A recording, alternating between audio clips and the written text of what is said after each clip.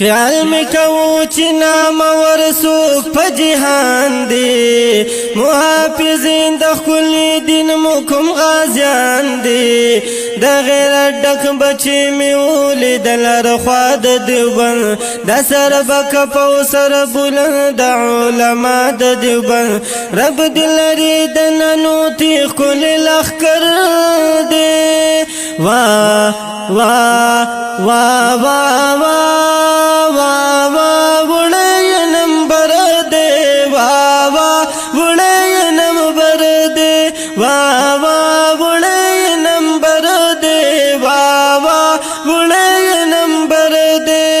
خیال می کو چې نام ورسوک په جهان دی محافظین د خپل دین مو کوم غازیان دی د غیرت ډک بچی می ولیدل رخوا د دیوبند د سر بک په سر بلند علما د دیوبند رب دل لري د ننو تیخ کل لخر دی وا وا وا وا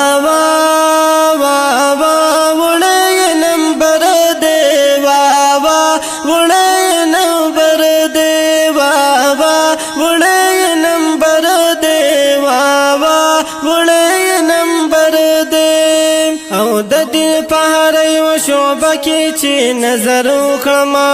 او دیوبندیان بینما پام په تبلیغ او په جمعیت یا په سنگر وکړما او دیوبندیان بینما او د دین د هر یو دشمن سره جنگ کړي دي د دیوبندیانو همیشه ژوند د نن کړي دي وګورن غوا پر خلق لرو بر دی وا وا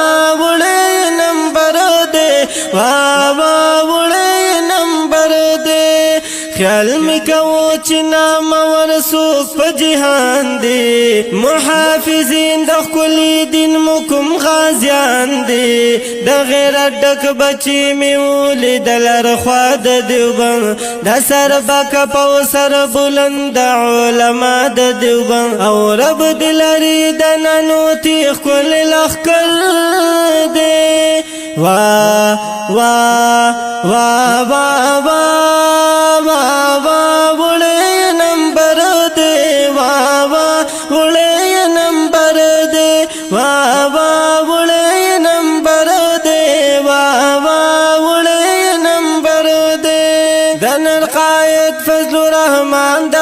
قافلی گلنا او دیوبندیان زندباد شیخ ادریس شیخ اعزاز الحق د باغچی گلنا او دیوبندیان زندباد شد قاری اکرام الحق پخو گفتار شقان هم د مفتی ندیم صاحب د سپین رخسار شقان اگران مفتی فضلی غفور خمو دلبر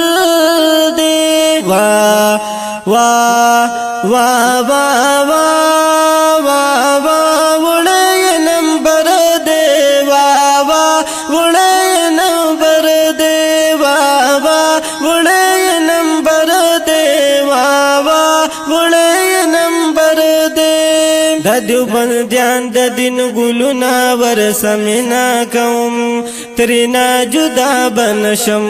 شاعر سجاد الحجازی خبر سپینا کوم ترینا جدا بنشم حیات الله نتخوان خبر بز سپینا کوم ترینا جدا بنشم سوچ ژوندی و د دیوبند په قافله کې بیو د معاشرانو په مسلک او نظریه کې بیو د دین خدمت په دنیا روخانن مرد وا وا وا وا وا وا وا وړې نمبر دی وا وا وړې نمبر دی